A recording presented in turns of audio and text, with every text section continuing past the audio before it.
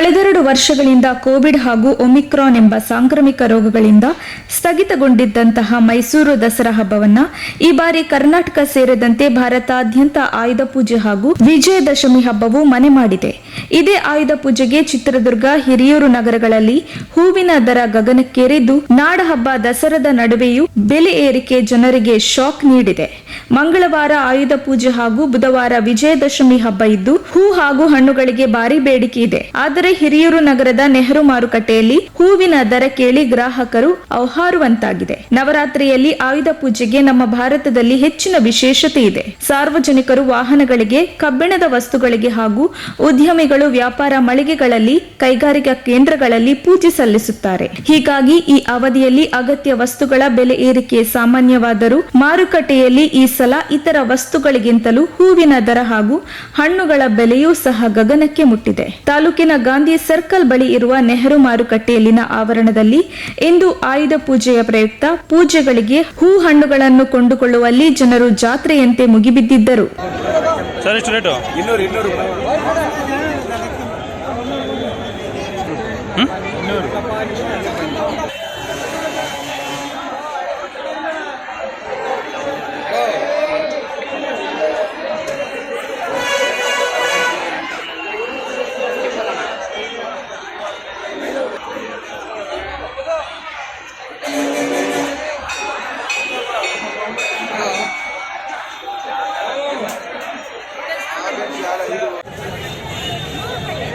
ಕೈಲನು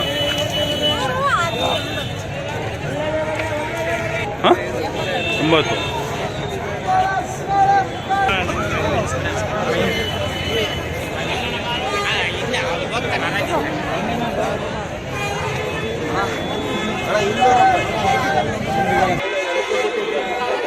ಹೆಂಗಣ್ಣ ತುಳಸಿ ಯಾವ್ದಮ್ಮ ಅದು?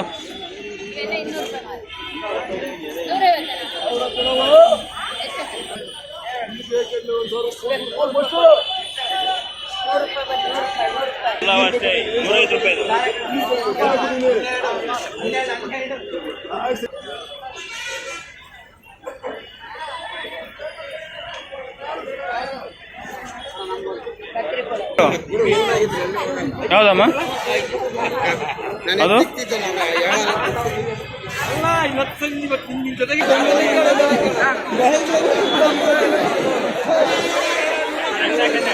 ಮತ್ತೊಂದು ಕಡೆ ವಾಹನ ನಿಲುಗಡೆಗೆ ನೆಹರು ಮಾರುಕಟ್ಟೆಯಲ್ಲಿ ಸರಿಯಾದ ರೀತಿಯಲ್ಲಿ ವ್ಯವಸ್ಥೆಯನ್ನು ಕಲ್ಪಿಸಿಕೊಡದಂತಹ ಹಿರಿಯೂರು ನಗರಸಭೆ ಬೀದಿ ಬದಿ ವ್ಯಾಪಾರಸ್ಥರಿಂದ ಸ್ವಚ್ಛತೆಯ ಹೆಸರಲ್ಲಿ ಹಣ ವಸೂಲಿ ಮಾಡುತ್ತಾರೆ ಎಂದು ತಾಲೂಕಿನ ಸಾರ್ವಜನಿಕರು ನಗರಸಭೆ ಆಡಳಿತದ ಮೇಲೆ ಛೀಮಾರಿ ಹಾಕುತ್ತಿದ್ದಾರೆ.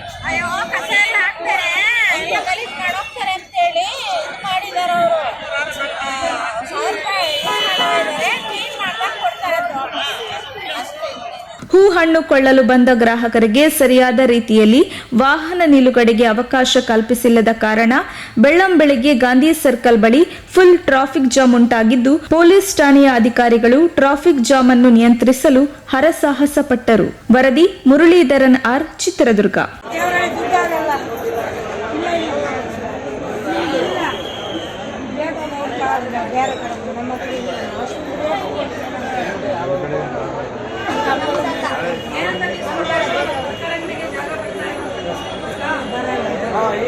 ಇಲ್ಲ ನಿಜವಾಗ್ಲೂ ಸಿಂಗಲ್ಲ 30,000 ನಾವು ಅಷ್ಟೊಂದು ರೇಟು ಕಮ್ಮಿ ಮಾಡಿ.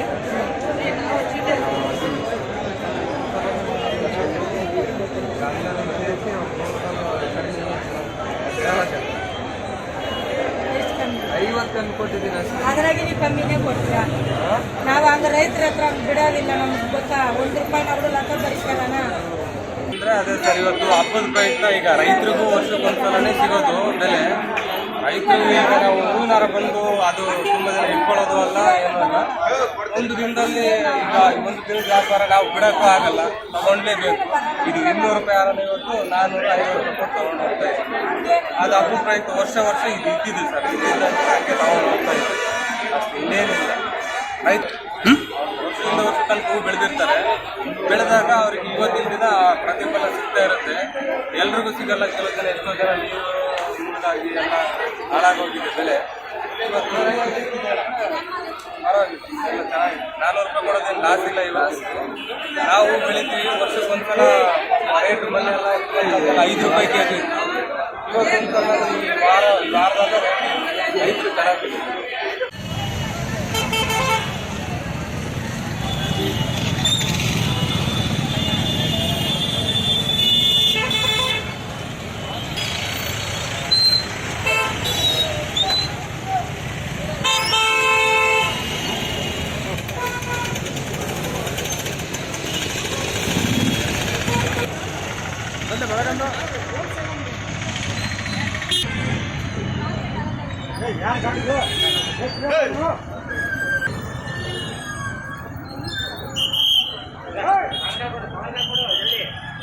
ಕೊರೋನಾ ಬಂದಮೇಲೆ ಎಲ್ಲ ಫುಲ್ ಲಾಕ್ಡೌನ್ ಆದಾಗ ಯಾರಿಗೂ ಯಾವುದೇ ಹಬ್ಬ ಆಗಲಿ ರಾಷ್ಟ್ರೀಯ ಹಬ್ಬಗಳಾಗಲಿ ಮಾಡೋಕ್ಕೆ ಆಗ್ತದೆ. ಅಷ್ಟೊಂದು ಸಮಸ್ಯೆಗಳಲ್ಲಿ ಈಗೆಲ್ಲ ಮುಗಿದಾದ್ಮೇಲೆ ಜನಗಳು ಭಾಳ ವಿಜೃಂಭಣೆಯಿಂದ ಹಬ್ಬ ಮಾಡ್ತಿದ್ದಾರೆ.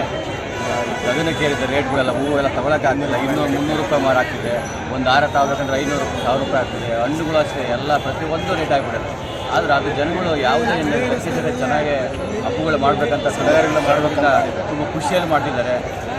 ಒಂದು ಕೊರೋನಾ ಇಲ್ಲದ ಇವಾಗ ಎಲ್ಲರಿಗೂ ಭಾಳ ಖುಷಿಯಾಗ್ಬಿಟ್ಟಿದೆ. ಚೆನ್ನಾಗಿ ಎಲ್ಲ ಹಬ್ಬಗಳನ್ನ ಮಾಡಬೇಕಂತ ಎಲ್ಲ ವಿಜೃಂಭಣೆಯಿಂದ ಚೆನ್ನಾಗಿ ಮಾಡ್ತಿದ್ದಾರೆ. ಈ 2 ವರ್ಷದಿಂದ ಕೊರೋನಾ ಬಂದಿದ್ದಾಗಿಂದ ಯಾವ ಹಬ್ಬನೂ ಮಾಡೋಕ್ಕೆ ಆಗ್ತಿರ್ಲಿಲ್ಲ. ಆ ಥರ ಎಲ್ಲ ಮನೆಯಲ್ಲೇ ಮೂಲಗುಂಪೆ ಆ ಥರ ಆಗಿತ್ತು.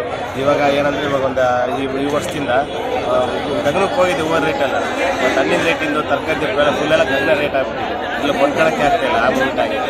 ಪರವಾಗಿಲ್ಲ, ಈ ಸತಿ ಹಬ್ಬ ಸ್ವಲ್ಪ ಚೆನ್ನಾಗಿ ಸಡಗರದಿಂದ ಆಚರಿಸ್ತಾರಲ್ಲ. ಒಂದು ನೀವು ತಾಂಡೆ ಹಬ್ಬ ಮಾಡಲೇಬೇಕಾಗುತ್ತೆ. ಇವಾಗ ಮಾಡಲೇಬೇಕಾಗ್ತಿ. ಇವಾಗ ಹೂವು ಹಾಕಿದ್ರೆ ಮತ್ತೆ ಇವಾಗ ಆಯ್ತು ಪೂಜೆ. ಇಲ್ಲ ಒಂದು ಮರ ಹಾಕೋದ್ರಲ್ಲಿ ಅರ್ಧ ಮರ ಹಾಕೊಂಡು ಪೂಜೆ ಮಾಡ್ಬೇಕು ಅನ್ನೋ ರೀತಿಯಲ್ಲಿ ಇಲ್ಲ. ತುಂಬ ಖುಷಿ ಆಗ್ತೈತೆ, ಚೆನ್ನಾಗಿ ಹಬ್ಬ ಮಾಡ್ಬೇಕು ಅಂತ ಹೇಳುತ್ತೆ. ಆಗಿನ 3 ವರ್ಷದ ಕೆಳಗಡೆಯಿಂದ ನಗರಸಭೆ ಅಧ್ಯಕ್ಷರಾದ ಯಲ್ಲುಲ್ಲಾ ಖಾನ್ ಅವರು ಅದೇ ಈ ತರಕಾರಿ ಮಾರ್ಕೆಟನ್ನು ಎಲ್ಲ ತಿಳಿದು ಇಲ್ಲಿ ಮಿನಿ ಪ್ರೈವೇಟ್ ಬಸ್ ಸ್ಟ್ಯಾಂಡ್ ಮಾಡ್ಕೊಳ್ಬೇಕಂತ ಮನವಿ ಮಾಡಿ ಪ್ರೈವೇಟ್ ಬಸ್ ಸ್ಟ್ಯಾಂಡ್ ಅಂತ ಸ್ಥಳಾವಕಾಶ ಮಾಡಿಕೊಟ್ಟು ಪ್ರೈವೇಟ್ ಬಸ್ ಸ್ಟ್ಯಾಂಡ್ ಅಂತ ಮಾಡಿಕೊಟ್ರು. ಆದರೆ ಇಲ್ಲಿ ಯಾವುದೇ ಪ್ರೈವೇಟ್ ಬಸ್ ಸ್ಟ್ಯಾಂಡ್ಗಂತ ಒಂದು ಬೋರ್ಡೇ ಆಗಲಿ ಒಂದು ಇದು ಸ್ಥಳಾವಕಾಶಗಳು ಮಾಡಿಲ್ಲ. ಈ ಪ್ರೈವೇಟ್ ಬಸ್ ಸ್ಟ್ಯಾಂಡ್ ಸ್ಥಳಾವಕಾಶ ಮಾಡಿಕೊಟ್ಟಿದ್ದರಿಂದ ಆದ್ದರಿಂದ ಸಾಕಷ್ಟು ಜಾಗ ಉತ್ಪತ್ತಿಯಾಗಿ ಆ ಜಾಗದಲ್ಲಿನೇ ಈ ರೈತರ ಮಾರ್ಕೆಟ್ ಅಂತ ಮಾಡಿಕೊಟ್ಟಿದ್ದಾರೆ. ಮತ್ತೊಂದು ಈ ಹೂವಿನ ವ್ಯಾಪಾರಸ್ಥರು ಮಾಡೋರ ರೈತರು ಯಾವುದೇ ಅನುಕೂಲವಿಲ್ಲ. ಇಲ್ಲಿ ದಲ್ಲಾಳಿಗಳಿದ್ದೆ ದರ್ಬಾರ್. ದಲ್ಲಾಳಿಗಳು ಏನು ಹೇಳಿದ್ರೆ ಅದನ್ನೇ ಅವ್ರು ನಡೀತಾ ಇರಬೇಕು. ಆಗ ರೈತರಿಗಿಂತ ರೈತರು ಅವರಾಗಿ ರೈತರ ಮಾರ್ಕೆಟ್ ನಡೀತಾ ಇಲ್ಲ. ರೈತರ ಮಾರ್ಕೆಟ್ ಮಾಡಿಕೊಡ್ಬೇಕು. ಸರಿ, ರೈತರ ಮಾರ್ಕೆಟ್ ಪ್ರೈವೇಟ್ ಬಸ್ ಸ್ಟ್ಯಾಂಡ್ ಅಂತ ಮಾಡಿಕೊಂಡು ಪ್ರೈವೇಟ್ ಬಸ್ ಸ್ಟ್ಯಾಂಡ್ ಅಂತ ಬರೋದು ಒಂದು ಬೋರ್ಡ್ ಇಲ್ಲ. ಆದರೆ ಇನ್ನೊಂದು ತರಕಾರಿ ಮಾರ್ಕೆಟ್ ಅಂತ ಹೆಸರು ನೆಹರು ಮಾರ್ಕೆಟ್ ಅಂತ ಇದ್ದಿದ್ದರಿಂದ ನೆಹರು ಮಾರ್ಕೆಟ್ ಯಾವುದೇ ಸ್ಥಳಾವಕಾಶ ಮಾಡಿಕೊಡಲಿಲ್ಲ. ಒಂದು ಮಾರ್ಕೆಟ್ ಒಳಗಡೆಗೆ ಒಂದೊಂದು ರೂಮ್ಗಳಿಗೆ 15,000 ರೂಪಾಯಿ ಬಾಡಿಗೆ ನಿಗದಿಪಡಿಸಿದ್ದು. ಇದುವರೆಗೆ 3 ವರ್ಷದಿಂದ ಮಾರ್ಕೆಟನ್ನು ಮುಚ್ಚಾಕಿದ್ದಾರೆ. ಮಾರ್ಕೆಟ್ ಮುಚ್ಚಾಕಿದ್ರು ಸ್ಥಳಾವಕಾಶ ಮಾಡಿಕೊಟ್ರು ಯಾವ ರೈತರಿಗೆ ದಲ್ಲಾಳಿಗಳು ಮಾಡ್ತಿದ್ದಾರೆ. ಕೊರೋನಾ ಕಾಲದಾಗಿಂದ 2 ವರ್ಷದಿಂದ ಕೊರೋನಾ ಬಂದಿದ್ದರಿಂದ ಹಬ್ಬ ಹರಿದಿನಗಳು ಮಾಡೋಕ್ಕೆ ಸಾಧ್ಯವಾಗಲಿಲ್ಲ. ಈ ವರ್ಷ ಹಬ್ಬಗಳು ಮಾಡೋದ್ರಿಂದ ಮತ್ತೆ ಮಳೆ ಬಂದು ಎಲ್ಲ ಸಾಕಷ್ಟು ಹಾನಿ ಆಗಿದ್ದು. ಬೆಳೆ ಹೂವಾಗಾರರು ಹಾಗೂ ಎಲ್ಲ ತರಕಾರಿಗಳಲ್ಲಿ ಎಲ್ಲ ರಾಶಿಯಾಗಿ ಈ ವರ್ಷ ಮಾಡ್ತಾ ಇರೋದ್ರಿಂದ ಈ ವರ್ಷ ಹಬ್ಬ ಆಗೋದ್ರಿಂದ ಪ್ರತಿಯೊಂದು ಹೂವಿಂದ ತರಕಾರಿಯಿಂದ ಪ್ರತಿಯೊಂದು ದುಬಾರಿ ಎಲ್ಲ ಆಗಿರೋದ್ರಿಂದ ಒಂದು ಹೂವಿನ ವಾರ 100 ರೂಪಾಯಿಂದ 7,000 ರೂಪಾಯಿ ನಡೀತಿದ್ದು. ತರಕಾರಿನೂ ದೊರೆಯುತ್ತದೆ. ಟಮಾಟೋ ರವೆ ಇವುಗಳನ್ನು 50 ರೂಪಾಯಿದಿಂದ 100-150 ರೂಪಾಯಿ ತರಕಾರಿ ಹಾಕಿದ್ದಾರೆ. ಆದರೂ ಎಲ್ಲರನ್ನೂ ನಾಗರಿಕರು ಎಲ್ಲರನ್ನೂ ಹಬ್ಬ ಮಾಡಲೇಬೇಕನ್ನು ಮಾಡ್ತಿದ್ದಾರೆ.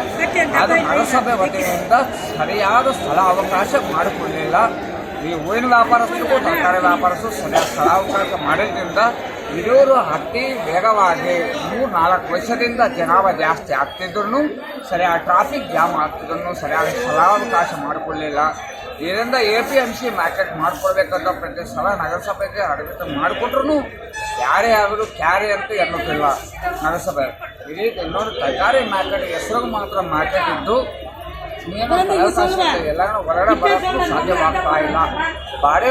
ಬಾಡಿಗೆಗಳು ಎಲ್ಲ ಕಟ್ಟಿದ್ದು ಬಾಡಿಗೆಗಳು ಕಟ್ಟಿದ್ರು ಎಲ್ಲ ಸ್ಥಳಾವಕಾಶವಾಗುತ್ತೆ.